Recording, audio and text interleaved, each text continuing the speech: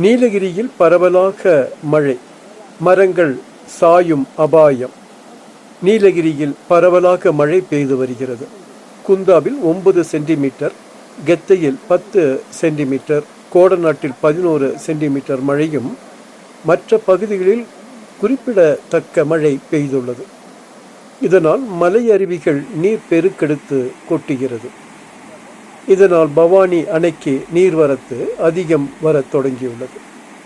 இதனிடையே தொட்டபெட்டா கொடுமுடி சாலையில் மழை காரணமாக பெரிய மரம் ஒன்று விழுந்ததில் போக்குவரத்து பாதிப்படைந்த நிலையில் நெடுஞ்சாலை துறையினர், தீயணைப்பு துறையினர் விரைவாக செயல்பட்டு மரத்தை அகற்றினர். இம்மழை காலத்தில் வாகன ஓட்டிகள் மரங்களுக்கு அடியில் வாகனங்களை நிறுத்த வேண்டாம் என அறிவுறுத்தப்பட்டுள்ளனர்.